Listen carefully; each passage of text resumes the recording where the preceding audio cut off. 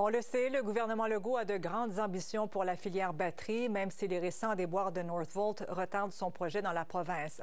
La stratégie de Québec vise plus large, de l'extraction des matières premières à l'assemblage de batteries. Or, la région où se trouve une grande proportion des minéraux critiques essentiels à cette filière se sent oubliée. Chibougamau, qui aimerait bien profiter de la manne, déplore le manque de planification du gouvernement. Élisa Serret. C'est un îlot urbain de 7500 âmes, en pleine forêt boréale. Sur le grand territoire d'Iyu-Ichi-Baie-James, Chibougamau est un peu la capitale de la nordicité. Forte de son industrie forestière, c'est d'abord l'industrie minière qui l'a mise au monde. Un héritage dont les gens ici, comme la mairesse, sont fiers. À une certaine époque, vous savez qu'à Chapelle-Chibougamau, c'était la place où il y avait le plus de production de cuivre au Canada, à l'est du Canada. Même s'il y a peu de mines actives dans le nord québécois en ce moment, le sous-sol ici regorge de minéraux critiques, comme le lithium, le cobalt, le cuivre. Pour attirer jusqu'à 10 000 travailleurs. Et en voyant ce grand projet de société qu'est la filière batterie se dessiner, Manon Cyr se permet de rêver à un nouvel Eldorado et suit de près toutes les annonces. Quand on regarde cette région-là globale, j'espère qu'on aura 10 000 personnes qui vont travailler dans l'industrie. Aux millions que font pleuvoir les ministres dans le sud du Québec, comme à Bécancour. S'assurer qu'on ait une indépendance, une autonomie en termes de production de batteries, c'est génial. Il faut savoir, par contre, que les mines de lithium, normalement, devraient venir de chez nous. Et on n'a pas cette effervescence-là. En fait, elle déplore que le gouvernement n'investisse pas ici aussi, région pourtant essentielle à cette filière batterie. Surtout qu'en 20 ans, la région a perdu 50 % de sa population. Mais le questionnement qu'on a, c'est quoi les retombées pour chez nous? En attendant, les investisseurs miniers, les prospecteurs, défilent à la mairie en quête d'acceptabilité sociale pour leurs projets futurs, comme ce matin. Avec un groupe hydrogène de 16 MW. Passage obligé parce que, bien que la majorité des gisements soient à l'extérieur de la ville, les minières auront besoin d'utiliser les infrastructures, comme les routes. La mairie ne veut pas que la ville devienne une simple station-service. Avec tous ces prospecteurs qui viennent courtiser la municipalité, on s'inquiète. C'est un peu le Far West, parce qu'ils viennent, ils veulent nous solliciter un appui, ils veulent s'assurer qu'on va être d'accord avec le projet, mais la vraie question, qu'est-ce qu'il y a pour nous là-dedans? On veut éviter que les minières viennent extraire les ressources en échange de quelques dollars puis repartent. Un modèle dépassé selon la mairie. Avec plus d'aide du gouvernement, on pourrait mieux encadrer le développement économique lié au boom minier qui s'en vient pour qu'il soit structurant. La communauté a des idées et s'active un maximum. Les gens, quand ils arrivent et qu'ils voient qu'il y a des 1000 maisons accessibles.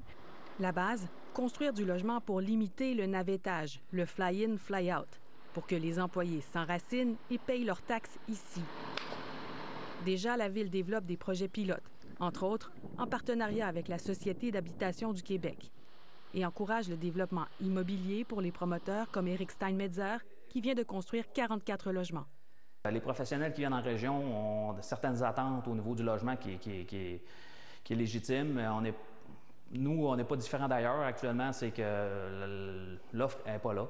Éric Steinmetzer possède des commerces à Chibougamau et est aussi directeur général d'une mine au Nunavut. Le monde minier, il connaît et se désole que Québec ne semble pas plus investi dans le développement de sa région. C'est très inquiétant parce qu'on veut que la région prospère, puis pour prospérer, bien, ça prend une visibilité aussi sur les actions du futur qui s'en viennent. Il ajoute que si le gouvernement a réellement l'ambition de produire la batterie la plus verte au monde, il devrait construire une cour de transbordement. Maximiser le transport par train, exemple, bien, ça enlèverait des camions sur la route. Pour l'instant, on prévoit que les camions parcourront jusqu'à 800 km remplis de roches qui contiendront moins de 10 % de minerais une fois transformés. C'est aussi un dossier sur lequel planche la Ville. Et la mairesse souhaiterait même que l'on fasse une première transformation de la ressource en région pour réduire les émissions de GES. Idéalement, il faudrait transformer un spodumène ou transformer le lithium le plus possible pour que tu transportes ton lithium et non des résidus miniers. C'est parce que c'est un non-sens. Jean Tanguay est géologue et directeur général de la mine Doré Copper Mining, une mine de cuivre située dans Chibougamau, présentement à l'arrêt. Mais avec la demande mondiale pour les minéraux stratégiques, sa mine pourrait reprendre du service bientôt. Dans un avenir rapproché, on va avoir besoin peut-être de 200 employés. Donc, on ne peut pas attendre au jour qu'on aura besoin des 200 employés pour dire « OK, on en a besoin de 200 ». Il faut se préparer d'avance. Il aimerait que l'on bonifie les programmes de formation professionnelle offerts ici pour avoir accès à un bassin de travailleurs qualifiés du coin, ce qui fait aussi partie des souhaits de la Ville. C'est le futur terrain de soccer synthétique. Puis, on investit aussi dans la construction de parcs et de pistes cyclables. Les minéraux, vous voyez ça venir, vous dites, nous, on va être prêts. Nous, on va être prêts. Ça fait 15 ans que je me dis, qu'ils viennent ou qu'ils viennent pas, nous, il faut être préparés. Je peux pas attendre que la mine parte. Il faut qu'on se prépare parce que ça prend du temps. Ici, on veut pouvoir dire qu'on aura tout essayé. Je suis la mairesse de la ville de Chibougamau. Je reste assis et j'attends que le train passe ou je dis non, on veut faire partie de la décoration. À Québec, personne n'a voulu commenter.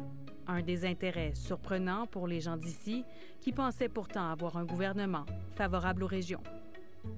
Ici, Élisa Serret, Radio-Canada, Chibougamau.